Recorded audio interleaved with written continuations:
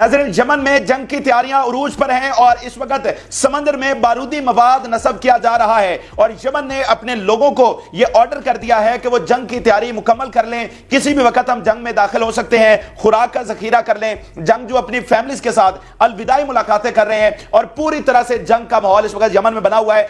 पूरी तैयारी जो है वो इस वक्त यमन में जारी है। इसके साथ साथ गजा जंग से भी बहुत बड़ी खबरें हमारे पास आ चुकी हैं। इसराइल के पास किस तरह से खुराक की कमियां पड़ गई है, कोई कंटेनर इस वक्त इसराइल में दाखिल नहीं हो रहा। मज़ामती तहरीक ने रॉकेट्स के साथ बहुत बड़ा हमला किया, सैकड़ों रॉकेट तेल अवीव पर फायर किए गए हैं और बड़ी तबाही इस वक्त इसराइल में आई है। वो अहम तरीन तफसीलात, जंग के ताजा तरीन हकायक आपके सामने रखने की कोशिश करेंगे। जिन लोगों ने चैनल को सब्सक्राइब नहीं किया वो चैनल को जरूर सब्सक्राइब कर लें ताकि हर आने वाली वीडियो आप तक पहुंच सके। नाज़रीन, यमन के खिलाफ इत्तेहाद बन चुका है। 19 कंट्रीज का बताया जा रहा है कि ये इत्तेहाद है। उनके जंगी बेड़े, उनकी फिजाइया, उनके सबमरीन्स, उनकी सारी फोर्सेज जो हैं वो रेड सी में पहुंच चुकी हैं और बहुत सारों की पहुंच रही हैं। और अमेरिका की जानिब से ऐलान जंग किया जा चुका है कि किसी भी वक्त वो यमन पर अटैक कर देंगे। लेकिन अमेरिका तो धमकियां लगा रहा है, यमन के जो हमले हैं वो जारी हैं। किसी जहाज को वो इसराइल की तरफ नहीं जाने दे रहे।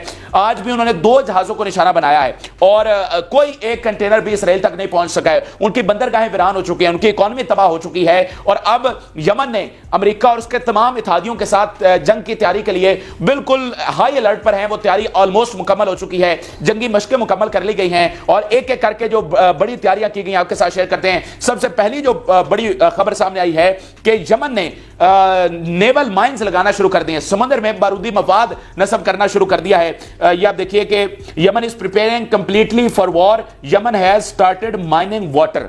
ठीक है, अब ये जो नेवल माइन है ना नाज़रीन, ये पूरा सब्जेक्ट है, ये पूरी वॉरफेयर है। इसमें क्या होता है कि ये जो जैसे आप जमीन पर वो माइंस नहीं लगाते, इसी तरह के जो माइंस हैं, इसी तरह के जो बम हैं वो समंदर में भी नस्ब किए जाते हैं और उनका मकसद क्या होता है, सबमरीन्स को तबाह करना या फिर पानी की सरफेस पर जो चलने वाले जहाज हैं, जो शिप्स हैं, उनको तबाह करना। जब शिप वहां से गुजरता है तो देन वो ऑटोमेटिक ब्लास्ट हो जाता है। जैसे माइंस ऑटोमेटिक ब्लास्ट होते हैं ना जब उनके ऊपर पांव आता है, सेम ऐसे ही जब सबमरीन्स उसके एक खास एरिया में आती है या फिर जहाज उसके ऊपर से गुजरता है तो वो ऑटोमेटिकली ब्लास्ट हो जाता है। तो अब ये नेवल माइन शुरू कर दी गई है यमन के बहुत बड़े एक इलाके में। कोस्टल लाइन के साथ साथ बड़े पैमाने पर ये नेवल माइन हो रही है और इसका एक मकसद ये भी होता है कि अगर आपने अपने एनिमी को एक खास इलाके में क्वारंटाइन करना है, एक खास इलाके तक महदूद करना है, तो फिर आप ये माइंस बिछा देते हैं कि वो इस तरफ ना आ सके। तो ये कोस्टल लाइन के साथ साथ ये अपने हिसाब से जो भी वहां पर उनकी स्ट्रेटेजी है, बड़े पैमाने पर इस वक्त नेवल माइंस की जा रही हैं और इस खबर ने भी उनको हिला दिया है कि भाई यमन जो है ना,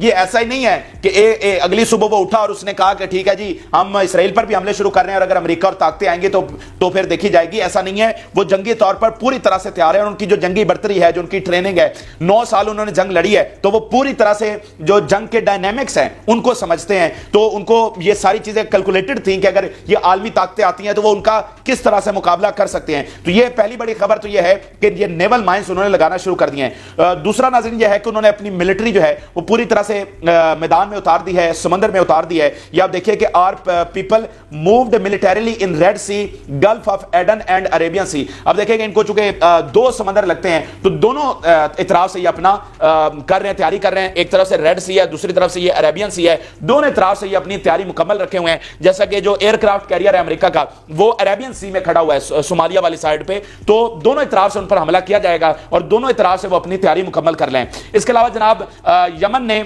उनकी हुकूमत ने पूरी तरह से ऑर्डर कर दिया पब्लिक को। ये वो वाला ऑर्डर है जो आप जंग से पहले करते हैं कि अब हम आपको ऐलान कर रहे हैं कि हम किसी भी वक्त जंग में जा रहे हैं और आप इसकी तैयारी मुकम्मल कर लें। मिसाल के तौर पर पहले जो ऑर्डर किया गया है, जो आम ऐलान किया गया है अवाम में कि भाई जंग होने वाली है, आप तैयारी कर लें। या बयान सुनिए, I address our people by urging them to continue all activities in our country and to be prepared for all eventualities. ठीक है ना, कोई भी इवेंचुअलिटी, कोई भी आउटकम हो सकती है, हर तरह से पूरे तरीके से तैयार हो जाएं।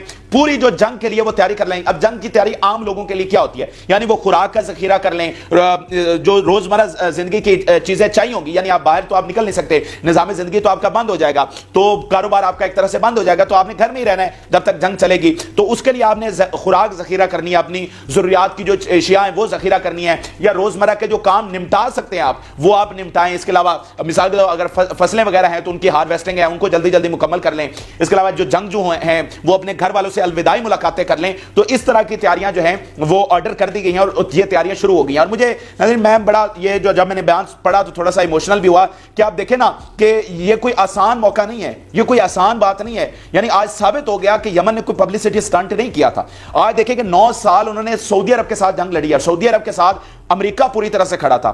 سعودی عرب کو جو بھی بم اور اسلحہ دیا گیا وہ امریکہ نے دیا, ٹھیک ہے. وہ ساری جنگ یمن نے جھیلی ہے, 9 سال تک جنگ جھیلی ہے اور بڑی مشکلوں سے یہاں پر جنگ بندی ہوئی تھی. اور آج پھر ان کو ایک نئی جنگ میں جانا پڑ رہا ہے, ایک ایسی جنگ جو ان کی نہیں ہے. فلسطین کی جنگ یمن کی نہیں ہے, لیکن وہ انہوں نے پرنسپل پوزیشن لی ہے. 1600 کلومیٹر دور بیٹھ کر انہوں نے کہا نہیں ہم خاموش نہیں بیٹھ سکتے.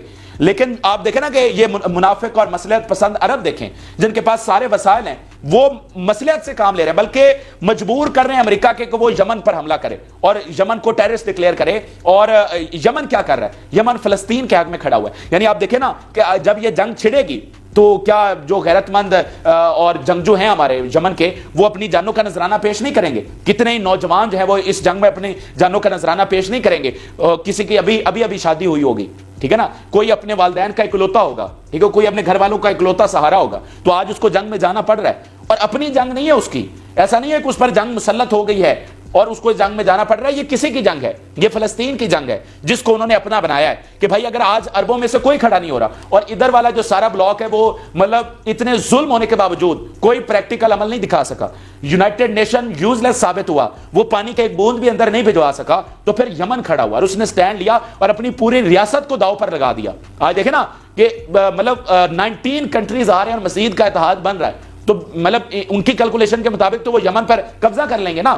تو انہوں نے اپنی پوری ریاست کو داؤ پر لگایا ہے, اپنے لاکھوں لوگوں کی زندگیوں کو داؤ پر لگایا ہے. کس کے لیے؟ فلسطین کے لیے. اور جو فلسطین کے بارڈر پر بیٹھے ہوئے ہیں, جو بڑے امیر ملک ہیں, وہ اسرائیل کے ساتھ کھڑے ہوئے ہیں. یہ کیسی بات ہے؟ یعنی مجھے سمجھ نہیں آتی ان عربوں کی پالیسی کہ آج سے 75-80 سال پہلے اسرائیل یہاں پر اس نے اپنا ملک قائم کیا اور یہ سارے اس کے خلاف تھے, کوئی اس کو نہیں مانتا تھا. اور آج مطلب یہ کیسی صورتحال بدل گئی ہے کہ یہ سارے عرب اسرائیل کے ساتھ کھڑے ہیں, میجورٹی, ٹھیک ہے, یہ جو چند جو ہے نا, تو یہ اسرائیل کے ساتھ کھڑے اور چاہتے ہیں کہ فلسطین مٹ جائے. اب یہ مطلب کیسی بات؟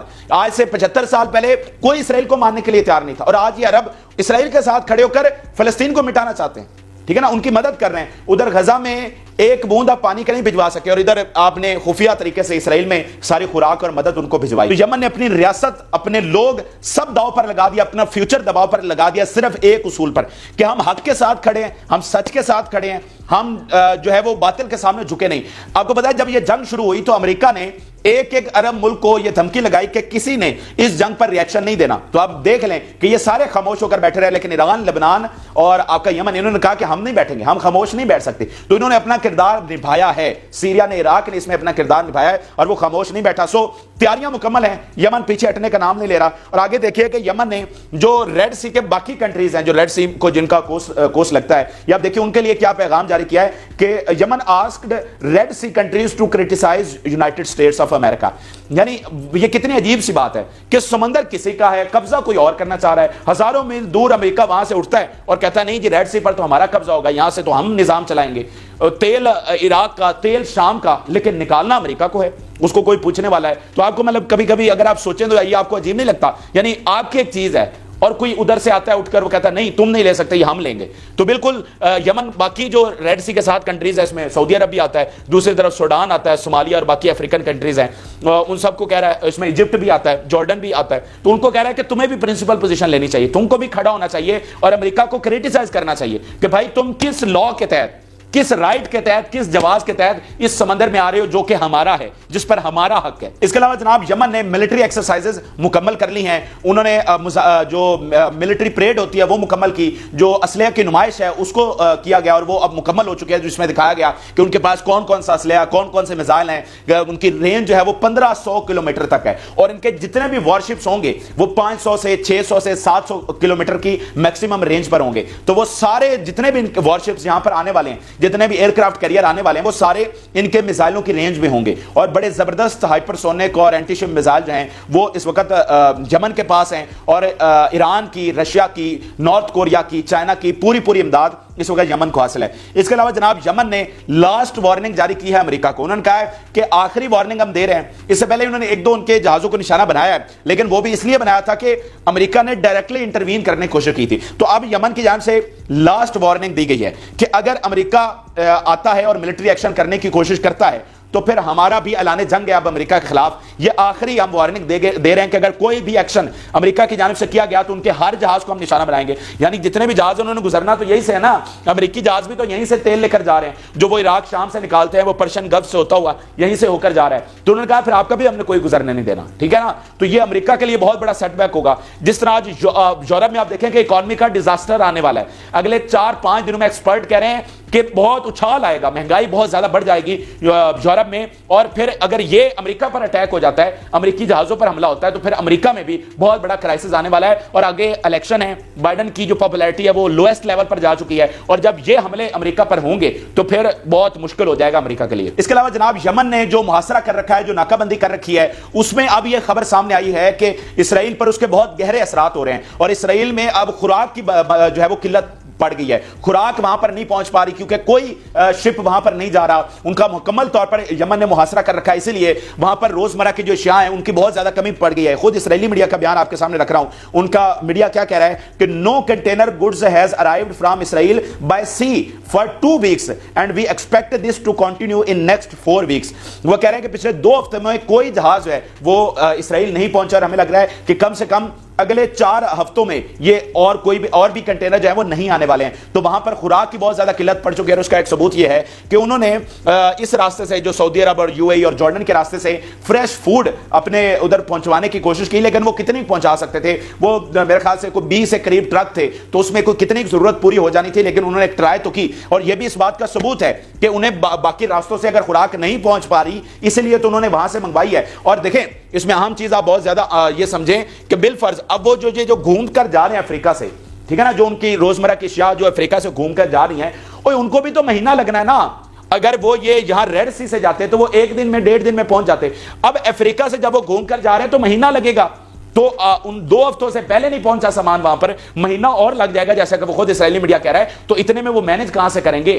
तो ये इसराइल के लिए सबसे बड़ी प्रॉब्लम है। यानी उनके शिप्स घूमकर तो जा रहे हैं, वो ऊपर वाली बंदरगाह तो खुली हुई है, मेडिटेरेनियन सी के साथ वो कनेक्टेड तो है, लेकिन वो सामान नहीं ना पहुंच सकता। वो उसके लिए तो आपको 4 हफ्ते चाहिए, ठीक है ना। तो ये इसराइल के लिए बहुत बड़ा मसला है। इसलिए मैं आपको कह रहा हूं कि ये इनकी मौत के मुतरादिफ है, ये नहीं झेल सकते, इनको सरेंडर करना पड़ेगा। यमन पर ये कब्जा नहीं कर सकते। रास्ता खुलवाने के लिए ऑप्शन क्या है कि आप यमन पर कब्जा करें, ठीक है, बाय फोर्स, यही है। तो यमन पर कब्जा करने के लिए आपको 40 से 50 साल चाहिए, ठीक है, तो वो तो आप कर नहीं सकते। तो दूसरा निगोशिएशन है, आपको सरेंडर करना पड़ेगा, जैसा कि ये आजकल कर रहे हैं और माहदे की बात कर रहे हैं कि जंग बंदी हो जाए, को हम बमबारी बंद कर देते हैं, कोई प्रिजनर एक्सचेंज डील हो जाए, ताकि हिजबुल्लाह का मामला भी ठंडा किया जाए और यमन से भी ये रास्ता खुलवाया जाए। अब आपको गजा जंग से अहम तरीन अपडेट करते हैं। गजा में जंग पूरी शिद्दत के साथ जारी है। मज़ामती तहरीक जिस बहादुरी के साथ नाज़रीन लड़ रही है उसकी मिसाल नहीं मिलती, और ना ही इसराइल को यह तवक्का थी, ना ही बाकी दुनिया को यह तवक्को थी कि मज़ामती तहरीक इस बहादुरी के साथ लड़ सकती है। मज़ामती तहरीक इस तरह टक्कर दे सकती है इसराइल को। आप तमाम लोग भी, आप अगर पीछे जाएं तो आपके जहनों में यही गुमान होगा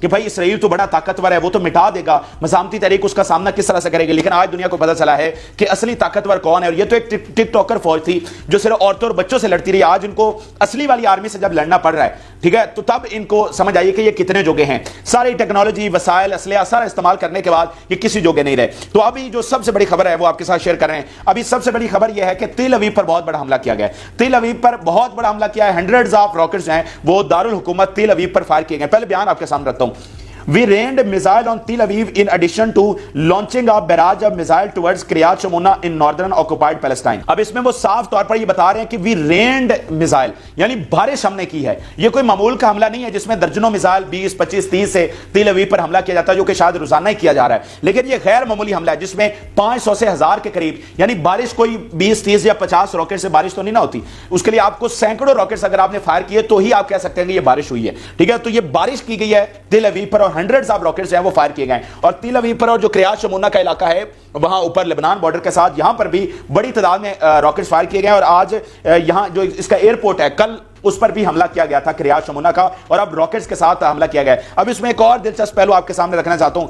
अब मिसाल के तौर पर 500 से 1000 रॉकेट्स फायर किए गए, तो उसमें आप इकोनॉमी का भी नुकसान लगाइए। एक रॉकेट को तबाह करने के लिए आयरन डोम का $50,000 का खर्चा आता है। एक रॉकेट को तबाह करने के लिए $50,000 का खर्चा आता है। तो 1000 को आप $50,000 से ज़रब दीजिए और फिर बताइए कि इस एक हमले में इसराइल का नुकसान कितना हो चुका है। इसलिए उनका मीडिया चीख रहा है, ओ भाई इसराइल कोई महीनों की जंग के लिए नहीं है, ये तो 5-7 दिन मैक्सिमम जंग लड़ सकता है। तो ये आपकी इकोनॉमी जो है ना, ये 50 साल पीछे चली जाएगी, ये पैरालाइज हो जाएगी। ये दुनिया भर के मिलिट्री एक्सपर्ट भी कह रहे हैं। अब आखिर में एक इसराइली मीडिया का और एक मज़ामती तहरीक का बयान इंतहाई इंपॉर्टेंट आपके सामने रखना चाह रहा हूं। The number of deaths on battlefield of the Gaza war is unprecedented for a long time.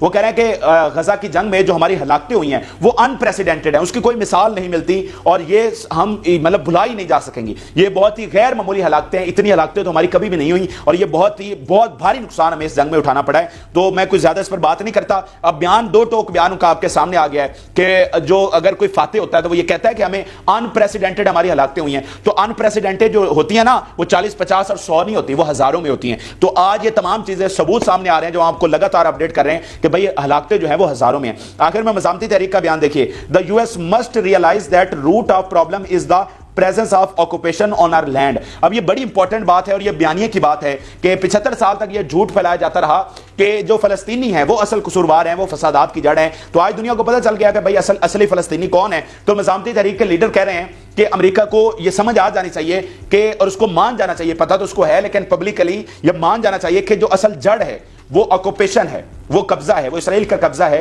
और यहां पर कोई फसादात की जड़ नहीं है। तो अगर ये कब्जा खत्म हो जाएगा तो यहां पर भी अमन हो जाएगा और इस जंग के नतीजे में जो दुनिया में तबाही आने वाली है, जो इसराइल की हठ धर्मी दुनिया में तबाही लाने वाली है, वो भी खत्म हो जाएगी। तो ये नाज़रीन अहम तरीन हक़ाइक़ थे, ताज़ा तरीन तफ़सीलात जो कि आपके साथ शेयर की। जिन लोगों ने चैनल को सब्सक्राइब नहीं किया वो चैनल को जरूर सब्सक्राइब कर लें।